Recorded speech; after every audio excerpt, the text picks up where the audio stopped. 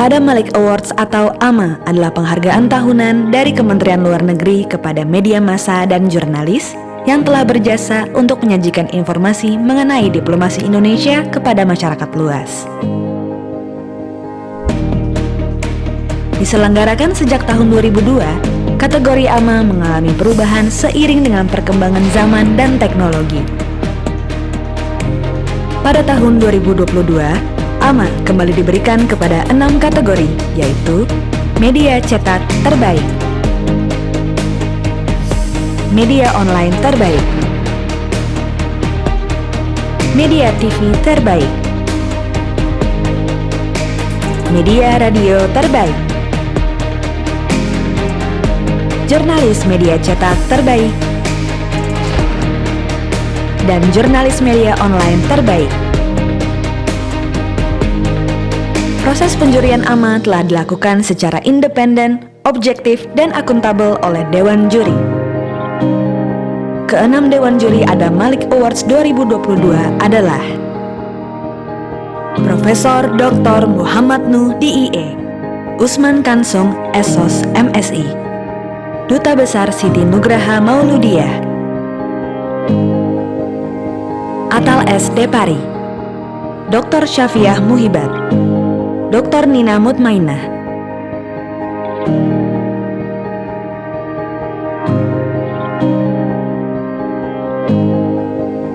Nominasi kategori media cetak terbaik adalah Media Indonesia, The Jakarta Post, Kompas. Pemenang Adam Malik Awards 2022 kategori media cetak terbaik adalah Kompas.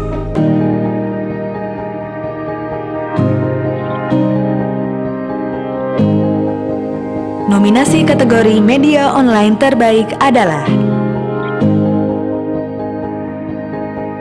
tribunnews.com, medcom.id, kompas.com. Pemenang Adam Malik Awards 2022 kategori media online terbaik adalah medcom.id.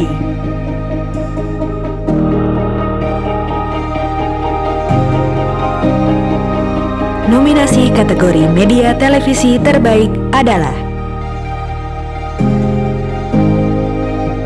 TVRI, Metro TV, Kompas TV. Pemenang Adam Malik Awards 2022 kategori media televisi terbaik adalah Metro TV.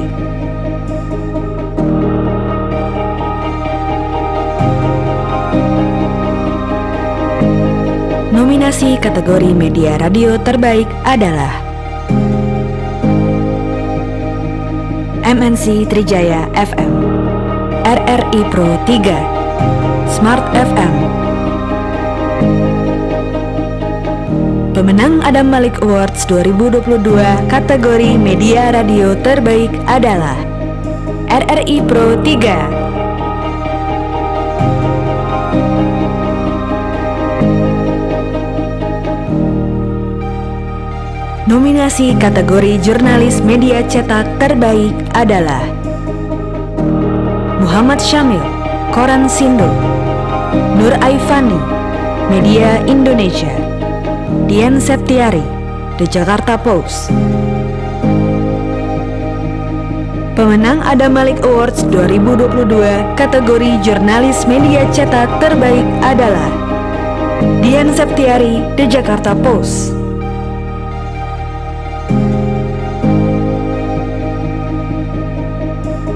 Nominasi kategori jurnalis media online terbaik adalah Marcella Ariesta, medcom.id, Larasati Dia Utami, tribunnews.com, Willy Haryono, medcom.id. Pemenang Adam Malik Awards 2022 kategori jurnalis media online terbaik adalah Larasati Dia Utami, tribunnews.com.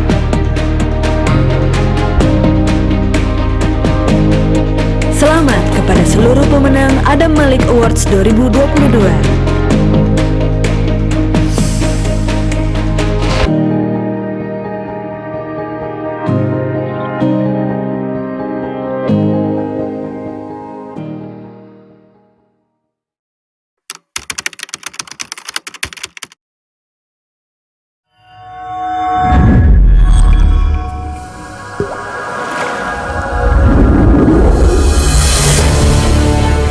mengundang Yang Mulia dan Bapak Ibu untuk hadir melanjutkan diskusi pada KTT G20 di Indonesia.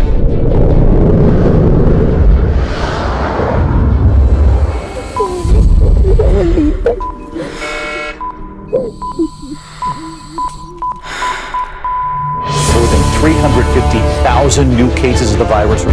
A year when you thought there's only struggles and losses. A year when you thought the world wouldn't give us a chance. The CDC has officially labeled the COVID-19 Delta variant one of concern. Dangerous Delta variant, which spreads as easily as chickenpox. De 150% en seulement une semaine. 目前多地的基因测序呢都已经确认了当地的 ansteckendere Delta-Variante. Lonjakan yang pertama maupun yang kedua itu memang mengerikan sih. Sementara jumlah pasien itu nggak kunjung reda gitu. Saya berpikir, kapan sih COVID segera berakhir biar suami saya bisa kerja lagi. Tapi sempat ngomong gini, Pak, kalau ada uang mah kirimin aja berapa aja buat beli obat. Jangan kan buat dikirim ya, buat makan aku juga kan. Saya memutuskan untuk memberlakukan PPKM darurat khusus di Jawa dan Bali. Permintaan tabung oksigen baru dan pengisian tabung oksigen meningkat drastis. Numbers on the number of people dying from the virus. 5 million globally have now died. Yet we stood our ground and fought back. So we will try. Perjalanan yang harus kita tempuh sangat luar biasa. However, the journey is far from over. Menteri Luar Negeri Retno Marsudi terpilih menjadi salah satu co-chair Sofex ANC Engagement Group. Masih banyak yang harus kita lakukan. Kita akan terus berjuang untuk pemulihan, untuk perdamaian, dan untuk kemanusiaan. Indonesia mendapat bantuan penanganan COVID-19 dari Amerika Serikat. Total Saudara, vaksin COVID-19 tiba di Indonesia melalui Bandara Soekarno-Hatta. For that even as we're wounded, we healed. Tanpa ekspresi. Fully vaccine, yay! Saudara, laju percepatan vaksinasi di tanah air terus meningkat. Pemerintah Indonesia terus meningkatkan pencapaian vaksinasi. menduduki peringkat 5 teratas dunia, negara dengan capaian vaksinasi tertinggi. Jumlah pasien COVID-19 yang dirawat di rumah sakit terus mengalami COVID-19 mingguan terus menunjukkan perbaikan. That even as we stumbled, we persevered.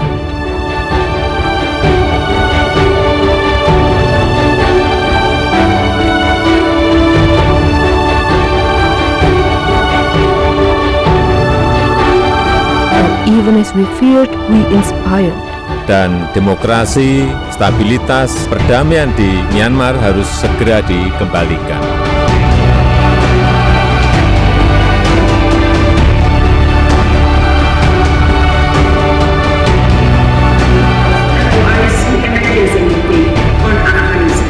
I'm here today to fight for justice for the Palestinian people. Indonesia terus berkontribusi dalam penanganan perubahan iklim. Dunia sudah mulai beranjak pulih dari pandemi. It is now my great pleasure to hand over the G20 presidency to President Widodo. Recover and become stronger. So we did, and so we will.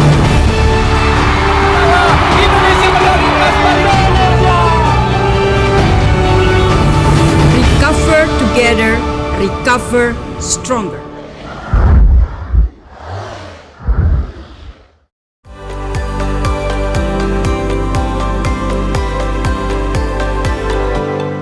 Bismillahirrahmanirrahim. Assalamualaikum warahmatullahi wabarakatuh. Salam sejahtera bagi kita semua.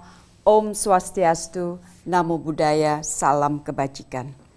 Pimpinan dan anggota Komisi 1 DPR RI yang kami hormati, para duta besar negara sahabat dan pimpinan organisasi internasional, para duta besar, sesepuh, serta seluruh jajaran Kementerian Luar Negeri, baik di tanah air maupun di luar negeri, pimpinan media massa, rekan-rekan, wartawan, mahasiswa hadirin yang terhormat.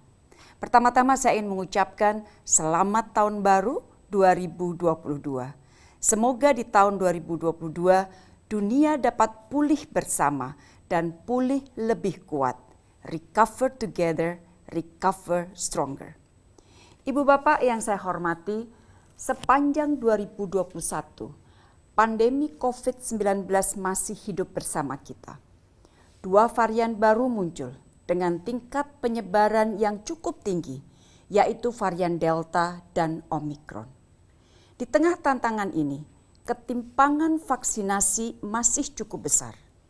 Hingga pertengahan Desember 2021, Dirjen WHO menyebutkan bahwa 41 negara belum memvaksinasi 10% populasi dan 98 negara belum mencapai vaksinasi 40% populasi sesuai target WHO. Dampak pandemi sangat dalam kita rasakan. Pandemi telah menggerus berbagai capaian SDGs, terutama bagi negara berkembang. Lebih dari 100 juta orang tambahan di seluruh dunia jatuh kembali ke jurang kemiskinan. Dan sekitar 800 juta orang menderita kelaparan.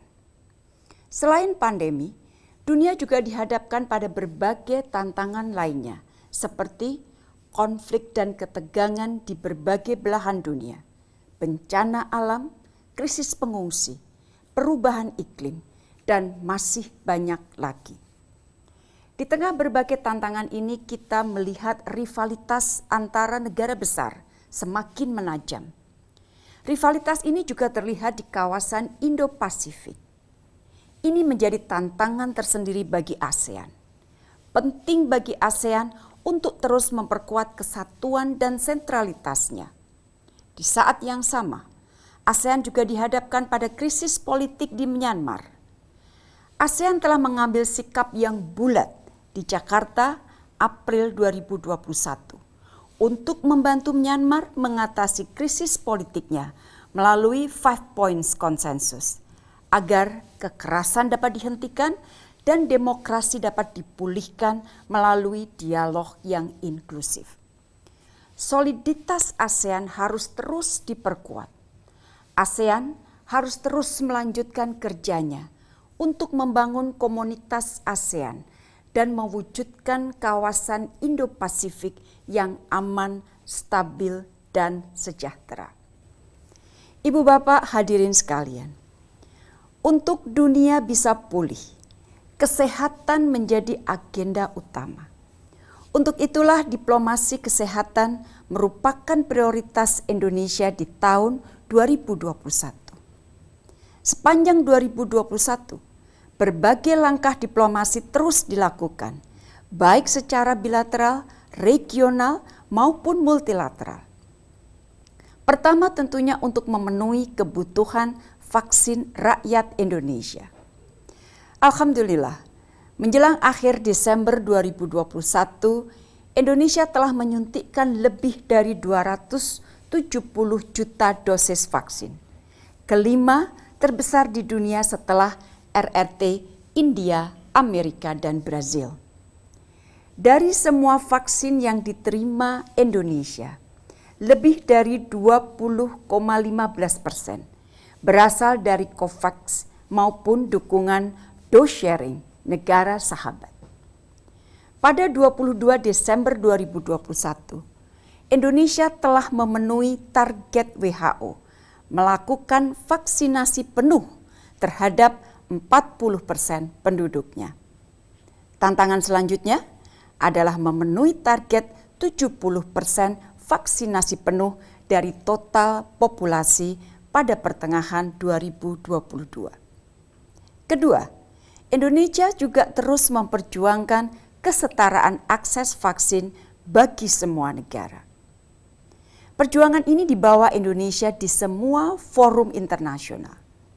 Sebagai salah satu co-chairs COVAX AMC Engagement Group, Indonesia ikut bekerja memperjuangkan kesetaraan vaksin. Di tengah segala kesulitan dan tantangan, sampai minggu keempat Desember 2021, COVAX Facility telah berhasil menyalurkan vaksin sejumlah 811 juta dosis kepada 144 negara dan entitas. Kedepannya, COVAX akan terus memperkuat infrastruktur distribusi, logistik, dan kapasitas tenaga kesehatan di negara penerima.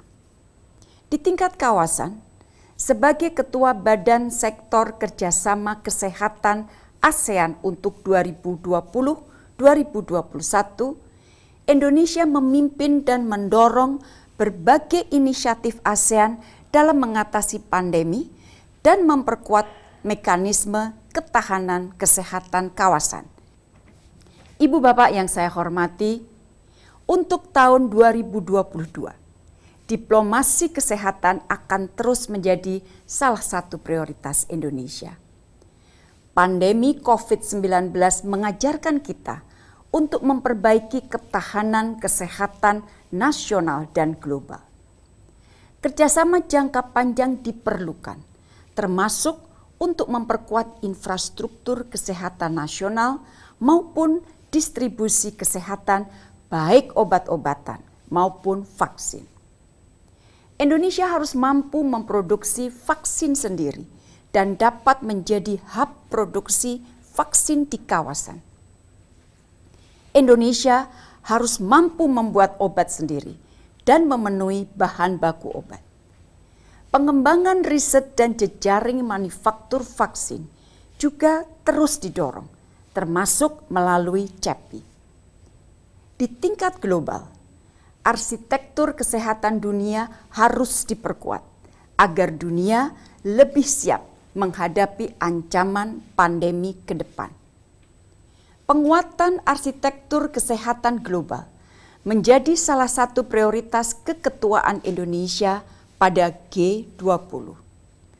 Indonesia akan terus mendorong penguatan peran sentral WHO dalam mengkoordinasikan aksi global di bidang kesehatan.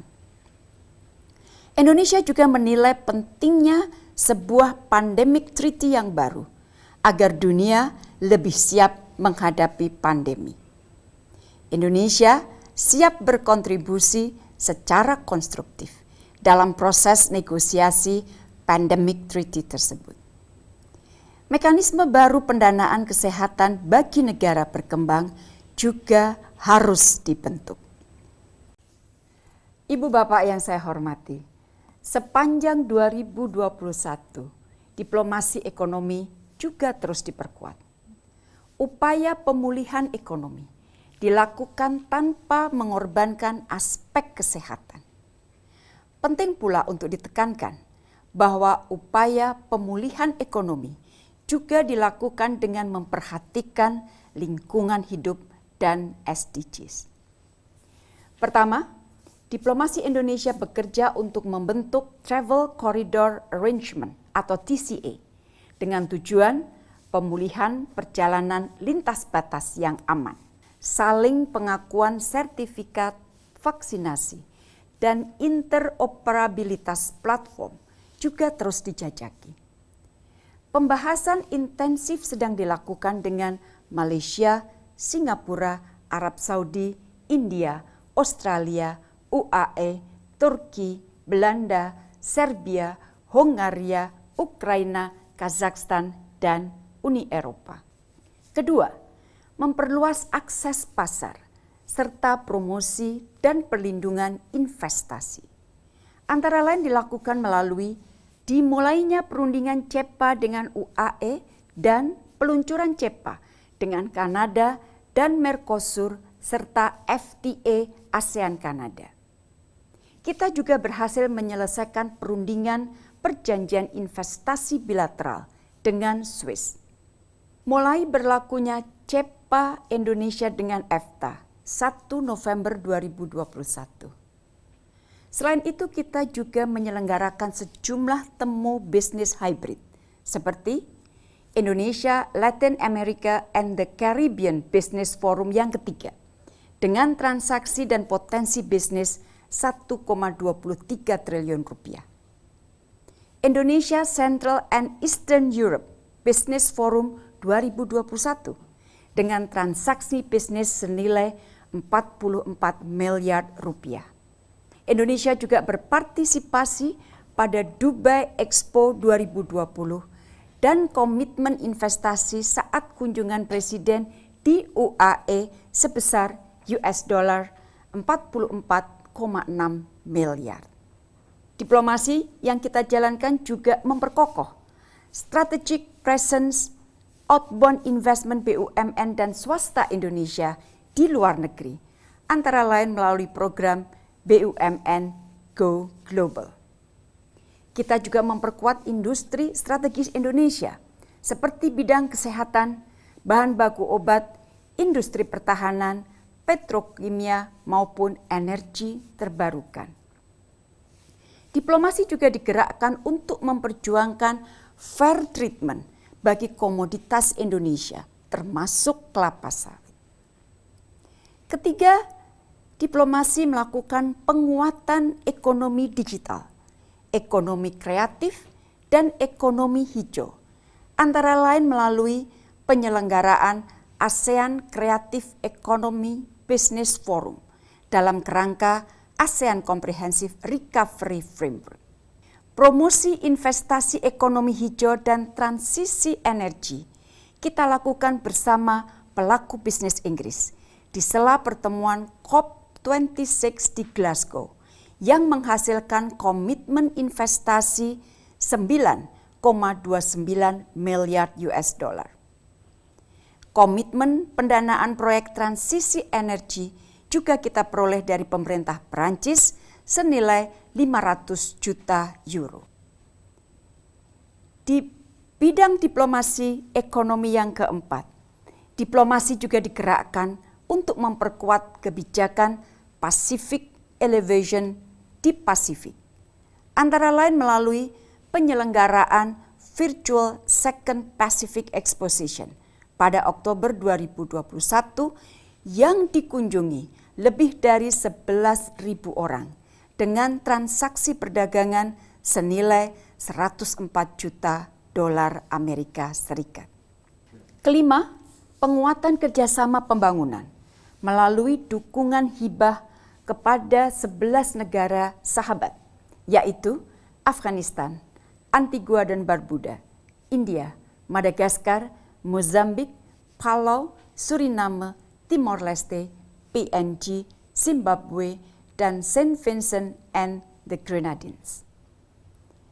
Dengan fokus kerjasama pada pemberdayaan perempuan, peningkatan digital literasi UMKM, pemanfaatan teknologi pertanian, dan mitigasi dampak perubahan iklim. Ibu Bapak yang saya hormati, untuk tahun 2022, upaya pemulihan ekonomi global diperkirakan masih banyak menghadapi berbagai tantangan. Pelaksanaan diplomasi ekonomi akan terus diperkuat, antara lain melalui penguatan akses produk industri strategis nasional seperti kesehatan, perkereta-apian, industri pertahanan, perkapalan ke kawasan Asia, Timur Tengah, dan Afrika. Kita juga akan menyelenggarakan Pacific Forum for Development guna meningkatkan kerjasama pembangunan di Pasifik secara lebih terstruktur. Kemudian meningkatkan engagement dengan para investors di luar negeri guna memperkuat kemitraan dengan Sovereign Wealth Fund Indonesia. Memperkuat kemitraan guna mendukung transisi energi ekonomi hijau yang lestari juga akan kita lakukan. Kemudian melanjutkan upaya mempercepat penyelesaian berbagai perundingan CEPA, antara lain dengan UAE, Uni Eropa, Turki, dan Chili. Di tingkat multilateral, diplomasi dijalankan untuk terus mendorong sistem perdagangan internasional yang lebih adil dan transparan. Ibu Bapak yang saya hormati, pandemi juga menghadirkan tantangan tersendiri bagi pelindungan WNI. Mesin pelindungan terus kita perkuat untuk membantu WNI yang berada di luar negeri. Jika di awal 2020, evakuasi Wuhan menghadirkan tantangan yang sangat tinggi, maka di tahun 2021 evakuasi dari Kabul juga memiliki tingkat kesulitan yang sangat tinggi. Pada tahun 2021, 33 orang yang terdiri dari 26 WNI dan 7 WNA dievakuasi dari Kabul. Lebih dari 73.000 orang difasilitasi repatriasi termasuk 1.300 ABK. Hampir 240.000 bantuan sembako disalurkan. 7 WNI dibebaskan dari hukuman mati. 4 WNI dibebaskan dari penyanderaan. Dan lebih dari 179,3 miliar rupiah hak finansial diselamatkan. Fasilitas pemberian vaksin bagi 88.637 WNI diberikan di berbagai kawasan dunia. Pemerintah juga memperkuat sistem pelindungan, baik dalam penguatan infrastruktur hingga pembentukan kerjasama bilateral maupun norm setting di level multilateral. Untuk tahun 2022, dengan kompleksitas kasus pelindungan yang tinggi, maka fokus utama diplomasi pelindungan akan diberikan dengan fokus pertama, percepatan transformasi digital melalui perkuatan Integrated Data Operating Center untuk mengelola big data tentang pelindungan. Kemudian integrasi aplikasi Safe Travel dengan aplikasi Peduli Lindungi guna meningkatkan rasa aman pada saat WNI bepergian di masa pandemi. Kemudian pembangunan data awal pemilih luar negeri untuk pemilu 2024. Kedua, kita akan meningkatkan infrastruktur dan sumber daya manusia pelindungan melalui pembangunan Indonesian Seafarer Corner di Busan, Korea Selatan. Peningkatan kualitas infrastruktur dan tata kelola shelter di perwakilan RI, dan penguatan kapasitas diplomat responsif gender. Ketiga, pengembangan kerangka hukum dan kerjasama di tingkat nasional maupun internasional melalui MOU integrasi sistem informasi antar kementerian lembaga, MOU penempatan dan pelindungan PMI, finalisasi guidelines IMO ILO untuk penanganan kasus penelantaran pelaut serta memperkuat standar pelindungan pekerja migran dalam kerangka PBB. Ibu bapak yang saya hormati, para diplomat juga terus bekerja untuk memperkuat diplomasi kedaulatan, di mana negosiasi perbatasan merupakan salah satu elemen yang penting. Di tahun 2021, 17 perundingan telah dijalankan, yaitu dengan Filipina, Malaysia, Palau, dan Vietnam. Yang menarik untuk dicatat adalah jumlah negosiasi yang dilakukan selama pandemi ternyata 2 kali lipat dibandingkan tahun 2020 yang hanya sebanyak 7 kali. Untuk tahun 2022, upaya akselerasi intensitas perundingan perbatasan, baik darat maupun maritim, akan terus ditingkatkan. Untuk batas maritim, dengan Malaysia, diharapkan perjanjian batas laut teritorial di segmen Laut Sulawesi dan segmen Selat Malaka bagian selatan dapat ditandatangani. Dengan Palau, perundingan di tingkat tim teknis untuk garis batas ZEE akan dilanjutkan dengan target dicapai kesepakatan parsial. Dengan Filipina terdapat 2 rencana, yaitu memulai perundingan penetapan batas landas kontinen di tingkat teknis serta menindaklanjuti kesepakatan untuk menetapkan batas landas kontinen dan ZEE dalam 2 garis batas yang berbeda. Dengan Vietnam, melanjutkan perundingan di tingkat tim teknis untuk memperoleh kesepakatan garis batas ZEE. Ibu Bapak, perundingan batas maritim tentunya selalu didasarkan pada UNCLOS 1982. Secara khusus, saya ingin menekankan satu prinsip terkait kedaulatan dan hak berdaulat di perairan Indonesia, bahwa klaim apapun oleh pihak manapun harus dilakukan sesuai dengan hukum internasional, termasuk UNCLOS 1982. Dan Indonesia akan terus menolak klaim yang tidak memiliki dasar hukum yang diakui secara internasional. Sementara untuk batas darat di tahun 2022, prioritas akan diberikan antara lain dengan Malaysia menyelesaikan demarkasi outstanding boundary problems sektor timur, termasuk Pulau Sebatik, dan dengan Timor Leste menyelesaikan sisa 2 unresolved segment sesuai dengan agreed principle yang telah disepakati 2019. Kedua tim perunding juga sepakat bahwa perundingan batas laut akan dimulai setelah perbatasan darat ini tuntas. Ibu Bapak hadirin yang saya hormati, selain memperjuangkan kepentingan nasional, diplomasi Indonesia dijalankan untuk berkontribusi bagi perdamaian dan kemanusiaan di kawasan dan dunia. Pada kesempatan ini saya ingin menyampaikan terima kasih atas dukungan dan kepercayaan yang diberikan negara anggota IORA selama proses pemilihan Sekjen IORA yang baru. Duta Besar Salman Al-Farisi telah terpilih sebagai Sekretaris Jenderal IORA untuk masa jabatan 2022-2024. Indonesia berharap IORA dapat berkontribusi membangun Samudra Hindia yang kuat, yang berkontribusi bagi terciptanya kawasan Indo-Pasifik yang stabil, damai, dan sejahtera.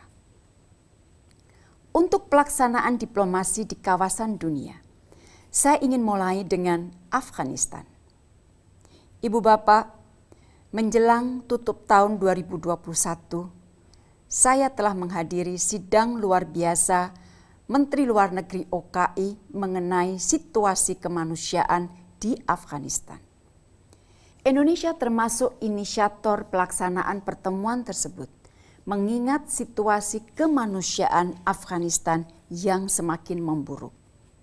Posisi Indonesia selalu konsisten, ingin melihat Afghanistan damai, stabil, dan sejahtera. Dalam engagement Indonesia dengan Taliban, Indonesia terus mendorong agar janji yang disampaikan Taliban 16 Agustus 2021 dapat dipenuhi, termasuk penghormatan terhadap hak-hak perempuan. Atas dorongan Indonesia, sebuah roadmap pemenuhan komitmen Taliban telah dimasukkan dalam resolusi pertemuan OKI tersebut. Di bidang kemanusiaan, Indonesia juga terus berkomitmen untuk berkontribusi.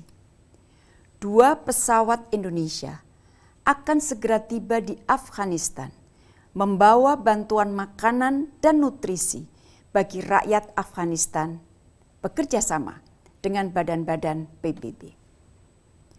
Untuk tahun 2022, Indonesia akan melanjutkan fokus pada isu pendidikan dan pemberdayaan perempuan Afghanistan, termasuk melalui pemberian beasiswa pendidikan. Kedua, mengenai peacekeeping mission. Ibu Bapak, partisipasi Indonesia dalam misi perdamaian tidak pernah surut.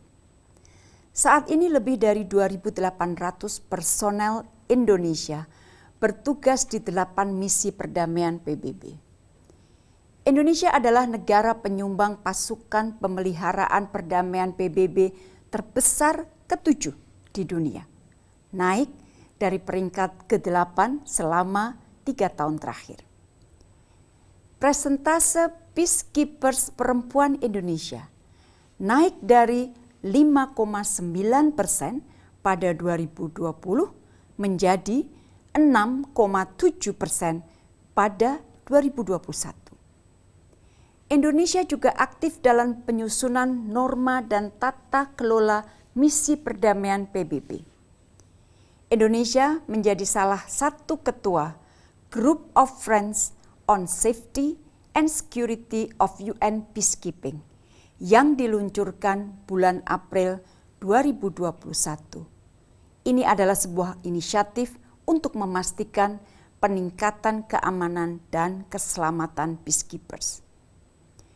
Dalam rangka memajukan isu Women, Peace and Security, Indonesia bersama Southeast Asia Network of Women Peace Negotiators and Mediators telah menyelenggarakan Regional Forum of Women Peace Negotiators and Mediators. Network kawasan ini telah tergabung dalam Global Alliances of Regional Women Mediators Network pada April 2021 sebagai anggota ke-6 dan satu-satunya wakil Asia. Untuk tahun 2022, Indonesia berkomitmen mengirimkan 5 satgas militer dengan total 950 personel dan 1 satgas polisi dengan total 198 personel. Indonesia juga akan menyelenggarakan berbagai pelatihan dan program peningkatan kapasitas peacekeepers, termasuk dalam skema UN Trilateral Partnership Project. Ketiga, di bidang hak asasi manusia dan demokrasi. Sepanjang 2021, Indonesia telah menjadi pen holder atau mensponsori berbagai resolusi terkait hak-hak rakyat Palestina, Rohingya, serta isu hak asasi manusia dan kegiatan bisnis.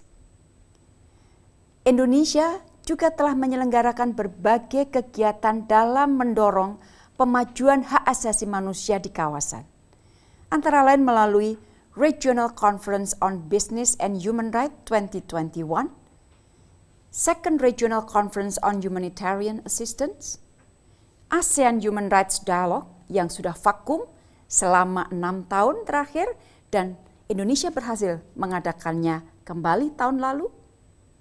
Selain itu, Indonesia juga kembali mengadakan Bali Demokrasi Forum ke-14 di tahun 2021. Secretary Blinken dan State Councilor Wang Yi berpartisipasi dalam Bali Demokrasi Forum tahun 2021. BDF adalah bentuk komitmen Indonesia untuk terus memajukan demokrasi dan hak asasi manusia di kawasan dan dunia. Our commitment toward democracy goes beyond our borders. Untuk tahun 2022 di bidang hak asasi manusia, Indonesia antara lain akan menyelenggarakan Regional Conversation on Human Rights dan Regional Seminar mengenai anti penyiksaan. Serta Indonesia juga akan kembali menyampaikan laporan perkembangan implementasi pemenuhan hak asasi manusianya melalui Universal Periodic Review atau UPR siklus yang keempat. Keempat, mengenai ASEAN. Ibu Bapak, pada saat PPTM ini diselenggarakan, sudah hampir 1 tahun krisis politik terjadi di Myanmar. Jika situasi ini berlanjut, tidak saja akan mengganggu stabilitas dan keamanan di Myanmar, namun juga ASEAN dan kawasan yang lebih luas. Dari sejak awal, Indonesia terus menunjukkan komitmen untuk berkontribusi. Atas usul Presiden Indonesia, maka pertemuan para leaders ASEAN diselenggarakan di Jakarta April 2021 dan menghasilkan 5 points konsensus. Sebagaimana saya sebutkan di awal PPTM ini, 5-point konsensus akan menjadi pegangan bagi ASEAN dalam membantu menyelesaikan krisis politik di Myanmar. Selama belum ada kemajuan pelaksanaan 5-point konsensus, akan sulit bagi ASEAN untuk mengundang political level representatif dari Myanmar dalam pertemuan ASEAN. ASEAN harus memegang teguh komitmen bersama tersebut. Safety and well-being rakyat Myanmar juga selalu menjadi perhatian Indonesia. Dalam konteks inilah, Indonesia telah memberikan bantuan kemanusiaan. Pesawat yang membawa bantuan kemanusiaan telah dikirimkan pada bulan September 2021 sebagai bagian dari bantuan kemanusiaan ASEAN. Untuk tahun 2022, Indonesia akan terus berusaha memperkuat sentralitas dan soliditas ASEAN. ASEAN harus terus berfungsi sebagai jangkar stabilitas, perdamaian, dan kesejahteraan kawasan Indo-Pasifik. ASEAN harus tetap relevan dan dapat merespon dengan tepat berbagai tantangan baru di kawasan dan di dunia. Dan ASEAN harus terus dirasakan manfaatnya bagi rakyatnya. Untuk itu, Indonesia akan terus mendorong kerjasama konkret implementasi ASEAN Outlook on the Indo-Pacific dengan negara mitra. Indonesia juga akan mendorong agar High Level Task Force juga bekerja untuk memperkuat kelembagaan ASEAN sebagai bagian tak terpisahkan dalam pembahasan ASEAN Community Post 2025 Vision. Kelima, mengenai G20. Ibu Bapak yang saya hormati, presidensi Indonesia di G20 telah mulai berjalan sejak 1 Desember sampai 30 November 2022. Tahun 2022, kerja diplomasi Indonesia akan digunakan untuk mendukung kesuksesan presidensi Indonesia di G20. Inclusiveness merupakan ruh presidensi Indonesia. Indonesia ingin bahwa G20 dapat menjadi katalis pemulihan global dan kerjasama konkret yang bermanfaat bagi negara berkembang. Untuk itulah, presidensi Indonesia di G20 difokuskan pada memperkuat arsitektur kesehatan global, transisi energi, dan transformasi digital. Presidensi Indonesia akan dijalankan dengan transparansi yang tinggi sehingga dapat mencapai hasil yang maksimal. Dan sebagaimana disampaikan Presiden Widodo, Indonesia akan menyambut dengan hangat semua delegasi G20 di lebih 150 pertemuan. Ibu Bapak yang saya hormati, sebagai penutup, saya ingin menyampaikan bahwa diplomasi akan terus bekerja dalam situasi apapun juga. Fokus tetap diberikan untuk mendukung proses pemulihan, baik untuk bidang kesehatan maupun ekonomi. Diplomasi pelindungan akan diperkuat dengan menggunakan inovasi teknologi. Tantangan rivalitas antara negara besar diperkirakan tidak akan menurun, terutama di kawasan Indo-Pasifik. Disinilah pelaksanaan politik luar negeri Indonesia yang bebas aktif akan semakin relevan. Disinilah ASEAN yang solid diperlukan. Indonesia akan terus aktif dalam diplomasi perdamaian dan kemanusiaan, termasuk di Afghanistan, untuk saudara-saudara Rohingya kita, dan penyelesaian krisis politik di Myanmar. Komitmen Indonesia untuk terus membantu perjuangan rakyat Palestina akan terus dilanjutkan. Dan Indonesia akan menggunakan keketuaan di G20 untuk memberikan kontribusi lebih dalam upaya dunia mempersempit gap antara negara maju dan negara berkembang dalam pemulihan kesehatan dan ekonomi. Selain itu, komitmen terhadap isu lingkungan dan perubahan iklim akan terus diperkuat dengan terus memperhatikan pemenuhan target SDGs. Dengan demikian, tidak ada satupun pihak atau negara yang tertinggal. No one left behind. Ibu Bapak yang saya hormati, mengakhiri PPTM ini, izinkan saya menyampaikan penghargaan dan apresiasi kami yang tinggi kepada mitra kerja Komisi 1, media, dan seluruh pemangku kepentingan atas kerjasama dan kemitraan yang selama ini terbangun dengan baik. Saya ingin mengakhiri pernyataan awal tahun ini dengan mengutip pernyataan Presiden Joko Widodo pada saat penerimaan Presidensi G20 Indonesia Oktober tahun lalu di Roma.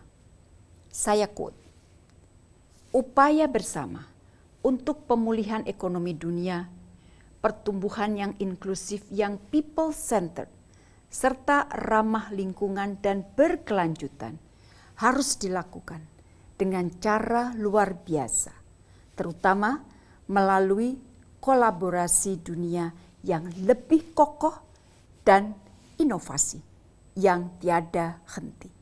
Unquote. Ibu Bapak, mari kita perkuat kerjasama, solidaritas untuk dunia yang damai, stabil, dan sejahtera. Recover together, recover stronger.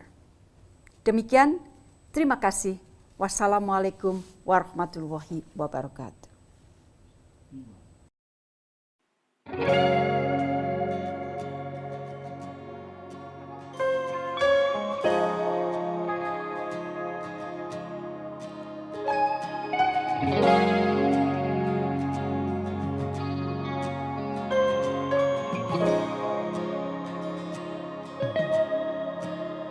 Come back again. Do you ever think about it? Come back again. Red lipstick tastes of cherry when everything's so blurry, and when your heart feels lonely, I'll be your home today, tomorrow, forever. 'Cause you're my moonlight. You shook my world, just let me hold you tight. Oh, you taste my heart, sweet as any sugar. Just come to my world, your piece of paradise.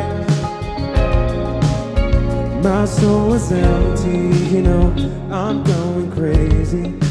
Won't you give me something real, baby, that's all I can see. Oh, won't you let me be falling, falling into you today, tomorrow, together, forever. Yeah, you are my moonlight. You shook my world, just let me hold you tight. Will you taste my heart, sweeter than any sugar? Just come to my world, your piece of paradise.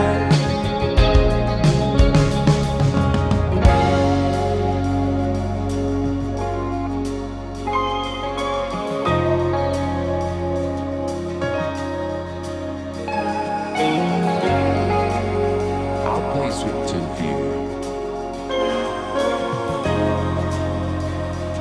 The waves of love will